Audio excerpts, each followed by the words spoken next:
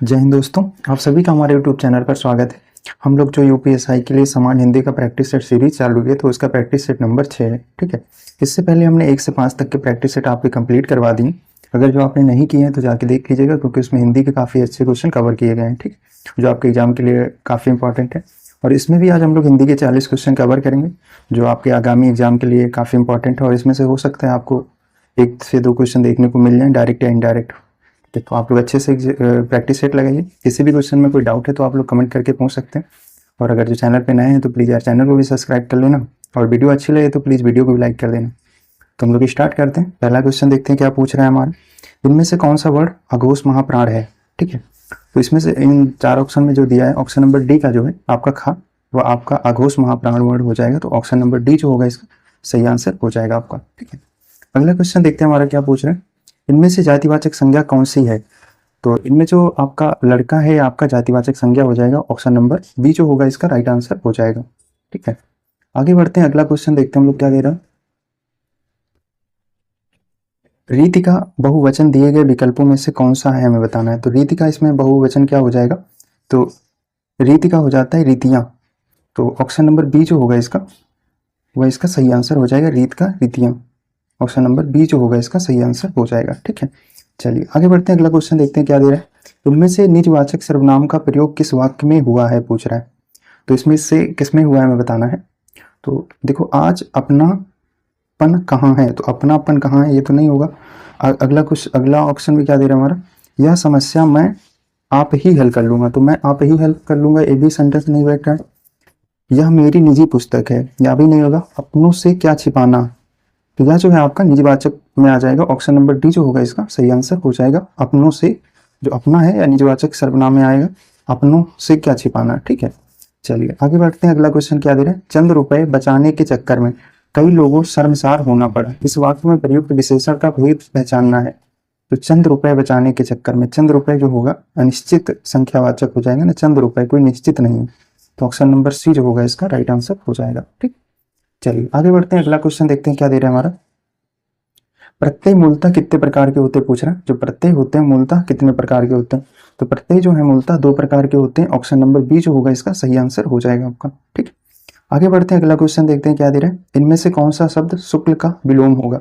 तो शुक्ल का जो विलोम होगा वह हो जाएगा आपका कृष्ण। ऑप्शन नंबर बी जो होगा इसका राइट आंसर हो जाएगा। ठीक है, चलिए आगे बढ़ते हैं। अगला क्वेश्चन देखते हैं क्या दे रहा है। जो ईश्वर पर विश्वास करता है उसको क्या कहा जाएगा, वह हो जाएगा आपका आस्तिक। और जो ईश्वर पर विश्वास नहीं करता है उसको नास्तिक कहा जाता है। ठीक है, जो ईश्वर से संबंधित हो वह ईश्वरीय कहलाएगा, और जो विश्वास करने लायक हो वह आपका विश्वसनीय कहलाएगा। तो इस क्वेश्चन का जो राइट आंसर हो जाएगा, क्वेश्चन पूछ रहा है जो ईश्वर पर विश्वास करता है उसको क्या कहा जाएगा, तो आपका आस्तिक कहलाएगा। चलिए आगे बढ़ते हैं। अगला क्वेश्चन हमारा क्या दिया है। हुए बहुत दिन बुढ़िया एक चलती थी लाठी को टेक, उसके पास बहुत था माल, जाना था उसको डांट डांट। तो उसको इसमें डांट डांट में हमें भरना है कहाँ उसको जाना था। तो इसका जो राइट आंसर हो जाएगा, देखो इस सेंटेंस में हम लोग ऐसे डांट डांट वाले जो सेंटेंस ना समझ में आए, डॉट वाले ऑप्शन जो फिलिंग इन द ब्लैंक्स वाले होते हैं, तो इसमें जो ऑप्शन दिया उसको हम सेट करके भी देख सकते हैं। तो क्या है, हुए बहुत दिन बुढ़िया एक चलती थी लाठी को टेक, उसके पास बहुत था माल, जाना था उसको ससुराल। ससुराल, फिर अगला अगर जो घर बैठाएंगे तो घर बैठेगा क्या, 1 मिनट देखते हैं। हुए बहुत दिन बुढ़िया एक चलती थी लाठी को टेक, उसके पास बहुत थी माल, जाना था उसको घर। तो घर तो नहीं बैठ रहा है ना, इसको आप काट दो। सेकंड वाला फिर आगे बैठा देखते हैं। हुए बहुत दिन बुढ़िया एक चलती थी लाठी को टेक, उसके पास बहुत था माल, जाना था उसको ननिहाल। उसको ननिहाल ये बैठ रहा है हल्का पुल्का। चलो आगे भी देख लेते हैं क्या दे रहा है। हुए बहुत दिन बुढ़िया एक चलती थी लाठी को टेक, उसके पास बहुत था माल, जाना था उसको दुकान। तो दुकान तो नहीं बैठेगा ना। अब इसमें ससुराल और ननिहाल में बैठा सकते हैं, कौन सा बैठे। तो हुए बहुत दिन बुढ़िया एक चलती थी लाठी को टेक, उसके पास बहुत था माल, जाना था उसको ससुराल। ये सेंटेंस बैठ जाएगा, ननिहाल के बजाय ससुराल ज़्यादा परफेक्ट बैठेगा। तो ऑप्शन ए नंबर इसमें बैठा सकते हैं। तो ऑप्शन ए जो होगा इसका सही आंसर हो जाएगा आपका। अब आगे हमारा पैराग्राफ दिया है, इसके आपके 10, 11, 12 क्वेश्चन है। तो सबसे पहले हम लोग एक बार क्वेश्चन देखते हैं, फिर पैराग्राफ पढ़ेंगे। तो पहला 10 नंबर क्वेश्चन में हमसे क्या पूछ रहे हैं। मनुष्य की कितनी प्रतिशत लंबाई जीन्स द्वारा निर्धारित होती है। ठीक है, तो जीन्स के द्वारा निर्धारित उसकी जो लंबाई जो होती है वो कितने प्रतिशत होती है। ठीक है, अगला क्वेश्चन में क्या पूछा है इसने, मानव वृद्धि हार्मोन्स के नैसर्गिक उत्पादन में कौन से कारक मुख्य भूमिका निभाते हैं, ठीक है। और 12 नंबर में क्वेश्चन क्या पूछा है, लंबाई निर्धारित करने में किन हार्मोन्स का सबसे बड़ा योगदान रहता है, ठीक है। तो एक हिसाब से जो पैराग्राफ है पूरा आपका जीएस सेक्शन से हो जाएगा, अभी बायोलॉजी सेक्शन से है, तो इसमें बायोलॉजी के जो जीएस के क्वेश्चन है वो भी आपके बन सकते हैं इस पैराग्राफ से। तो अब हम लोग पैराग्राफ एक बार देखते हैं क्या इसमें दिया है। मनुष्य की 70 से 80% लंबाई जीन्स के द्वारा निर्धारित होता है। हम लोग को पहले लाइन में ही पहला क्वेश्चन का आंसर मिल जाएगा, 70 से 80%। तो यही क्वेश्चन उसने पूछा था ना इसमें कि मनुष्य की कितने प्रतिशत लंबाई जीन्स द्वारा निर्धारित होती है, तो 70 से 80%। ऑप्शन बी जो होगा इसका सही आंसर हो जाएगा। अब अगला क्या पूछा है, मानव वृद्धि हार्मोन्स में नैसर्गिक उत्पादन में कौन से कारक प्रमुख भूमिका निभाते हैं, तो नैसर्गिक जो उत्पादक होते हैं वो हमें देखना है, ठीक। अब आगे क्या दे रहा है, बाकी 20 से 30% अनेक कारक उत्तरदायी होते हैं। पहला पोषक जिसमें आहार में प्रोटीन की कुल मात्रा, खनिज खासकर विटामिन प्रमुख योगदान देते हैं। दूसरे हार्मोन्स जिनमें मानव वृद्धि हार्मोन्स, यौन हार्मोन्स, एंड्रोजन व एस्ट्रोजन तथा थायराइड हार्मोन्स प्रमुख हैं। इनमें मानव वृद्धि हार्मोन्स तथा थायराइड हार्मोन्स प्रमुख हैं। इनमें मानव वृद्धि हार्मोन्स का सबसे बड़ा योगदान रहता है। किसी व्यक्ति के शरीर में मानव वृद्धि हार्मोन्स किस मात्रा में बनता है, इस प्रक्रिया को बहुत से कारक प्रभावित करते हैं, ठीक। आगे और क्या दे रहा है, व्यक्ति कितनी शारीरिक कसरत करता है, उसे रात में पूरी नींद मिल पाती है या नहीं। ये दो कारक मानव वृद्धि हार्मोन्स के नैसर्गिक उत्पादन में मुख्य भूमिका निभाते हैं। स्वास्थ्य का भी लंबा होना क्षमता पर प्रभाव पड़ता है। जो बच्चे बार बार बीमार पड़ते हैं या जिन्हें कोई दीर्घकालिक रोग हो जाता है, उनकी लंबाई अपेक्षा अनुसार नहीं बढ़ पाती है, ठीक। अब इसमें क्या पूछा था भाई, मानव वृद्धि हार्मोन्स के नैसर्गिक उत्पादन में कौन से कारक उत्तरदायी होते हैं। तो यार नैसर्गिक उत्पादन में जो कारक उत्तरदायी होते हैं वो आपके हो जाएंगे,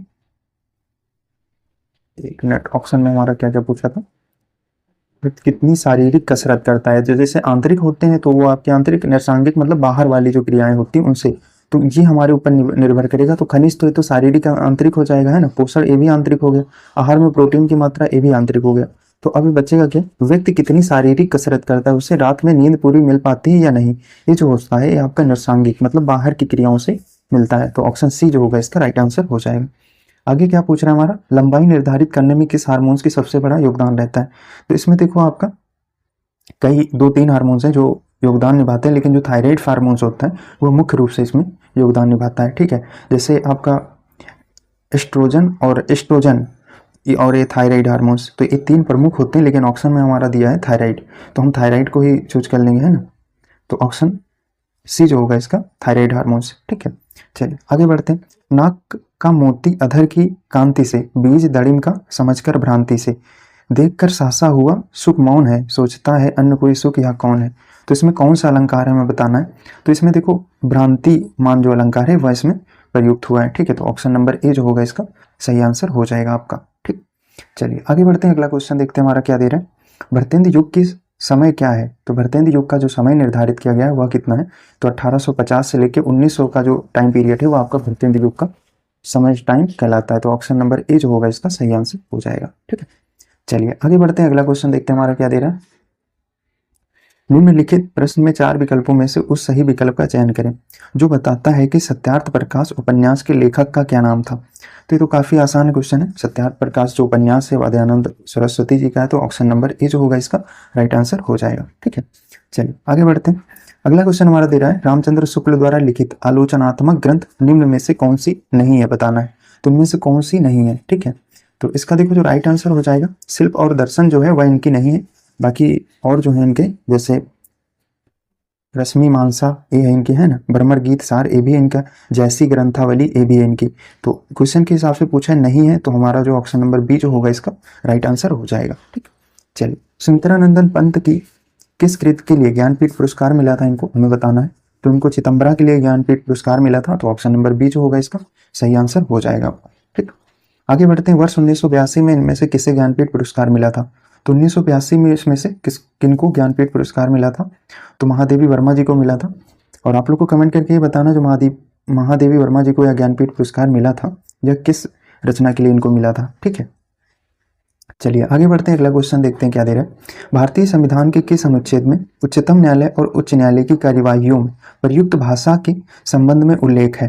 तो यह किस अनुच्छेद में उल्लेख किया गया है? तो ऑप्शन नंबर ए में दिया आपका 344, ऑप्शन बी में पूछ रहा है आपका 351, ऑप्शन सी में दिया आपका 343, ऑप्शन डी दिया आपका 348। तो इसका जो राइट आंसर हो जाएगा ऑप्शन नंबर डी हो जाएगा, अर्थात 348 में इसका प्रावधान किया गया है। चलिए आगे बढ़ते हैं, अगला क्वेश्चन हमारा क्या दे रहा है। इनमें से कौन सी भाषा का विकास मगधी अपभ्रंश से हुआ है? तो मगधी अपभ्रंश से किस भाषा का विकास हुआ है हमें बताना है। तो जो मगही भाषा है वह आपका मगधी अपभ्रंश से हुआ है, तो ऑप्शन नंबर डी जो होगा इसका सही आंसर हो जाएगा आपका। ठीक, चलिए आगे बढ़ते हैं। इनमें से तालव्य व्यंजन का उदाहरण कौन सा है हमें बताना है। तो चा, छा, जा और झा जो है ये आपके तालव्य व्यंजन होते हैं, ऑप्शन नंबर डी जो होगा इसका सही आंसर हो जाएगा। ठीक है, राष्ट्र शब्द की भाववाचक संज्ञा कौन सी होगी? तो राष्ट्र शब्द की भाववाचक संज्ञा हमको बताना है इसमें से कौन सी है। तो राष्ट्र की हो जाता है आपका राष्ट्रीयता, भाववाचक संज्ञा पूछा है ना, तो राष्ट्र का राष्ट्रीयता, ऑप्शन नंबर डी जो होगा इसका राइट आंसर हो जाएगा। ब्राह्मण का स्त्रीलिंग बताना है, तो ब्राह्मण का ब्राह्मणी हो जाएगा, ऑप्शन नंबर डी जो होगा इसका सही आंसर हो जाएगा आपका। चलिए आगे बढ़ते हैं, अगला क्वेश्चन देखते हैं। निम्न वाक्यों में से कौन सा वाक्य एक वचन है हमें बताना है।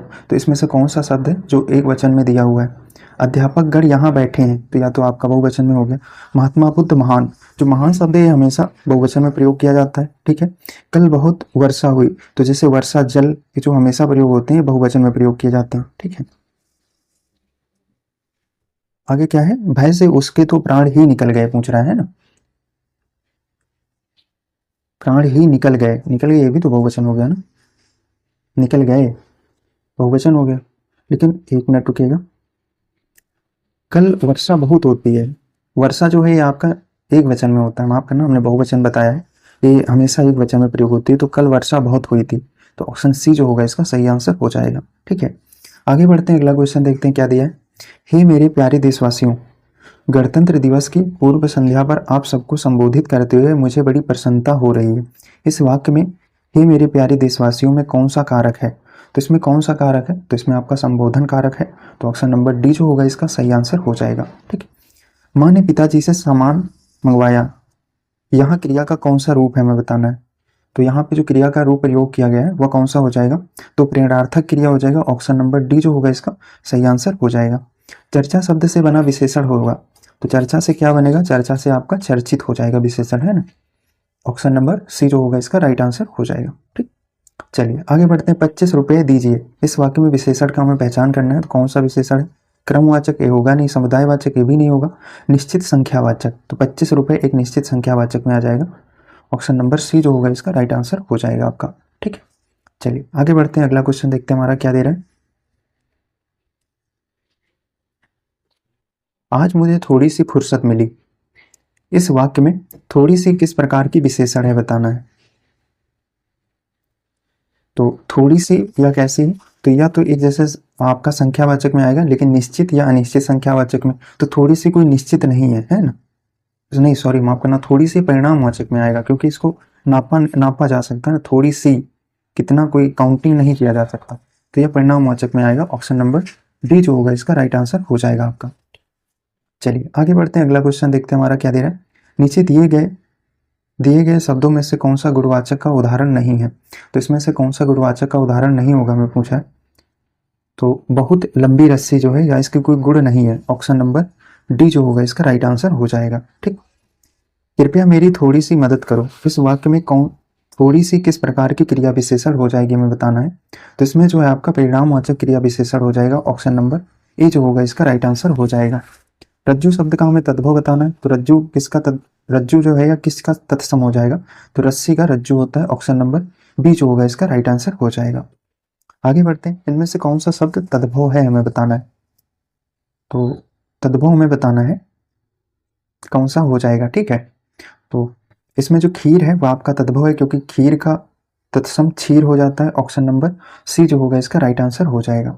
आगे बढ़ते हैं, इनमें से कौन सा उपसर्ग अरबी फारसी का है हमें बताना है। तो इनमें कौन सा उपसर्ग है जो अरबी और फारसी का है। तो जो ना है ये आपका या अरबी और फारसी का है, ऑप्शन नंबर सी जो होगा इसका राइट आंसर हो जाएगा। फलित शब्द में कौन सा प्रत्यय लगा है, तो फलित में इत लगा हुआ है आपका, ऑप्शन नंबर सी जो होगा इसका सही आंसर हो जाएगा। ठीक है, आगे बढ़ते हैं, अगला क्वेश्चन हमारा क्या दे रहा है। महोषध शब्द का संधि विच्छेद करना है हमें, तो महो प्लस औषधि हो जाएगा, है ना। महो प्लस महा प्लस औषध, ऑप्शन नंबर ए जो होगा इसका सही आंसर हो जाएगा। विग्रह की दृष्टि से दिए गए विकल्पों में से कौन सा विकल्प अनुचित है, तो इसमें से कौन सा है विकल्प जो अनुचित दिया हुआ है हमें बताना है, ठीक है। तो क्या लिखा, वन में बांस, तो ठीक लग रहा है। देश पर निकाला, देश से निकाला होता है, पर नहीं होता, तो ऑप्शन बी जो होगा इसका सही आंसर हो जाएगा। विधिक का पर्यायवाची शब्द कौन सा हमें बताना है, तो विधिक का कानूनी होता है, ऑप्शन नंबर सी जो होगा इसका सही आंसर हो जाएगा आपका, ठीक है। चलिए, इनमें से कौन सा शब्द घट शब्द का अर्थ नहीं है, तो इसमें घट शब्द का अर्थ नहीं है हमें बताना है, ठीक है। तो देखो, घट का आपका मन होता है, शरीर भी होता है, घड़ा भी होता है, तीनों हो जाएंगे, लेकिन समूह जो होता है वो घट का नहीं होता, तो ऑप्शन डी जो होगा इसका सही आंसर हो जाएगा। और इसमें नहीं पूछा है, नहीं को आप जरूर ध्यान रखना, ठीक है। चलिए आगे बढ़ते हैं, अगला क्वेश्चन क्या दे रहा है हमारा, सत्यशाली, दयालु, योद्धा, नायक के लिए इनमें से उपयुक्त शब्द कौन सा होगा, तो धीरोदात्य होता है, ऑप्शन सी जो होगा इसका सही आंसर हो जाएगा आपका, ठीक है। और हम लोग यहीं पर यह सीरीज समाप्त करते हैं, जल्दी मिलेंगे नेक्स्ट वीडियो में, तब तक के लिए जय हिंद, अच्छे से पढ़ते रहिए। और वीडियो कैसा लगा है आप लोग अपना फीडबैक जरूर दें, तब तक के लिए जय हिंद।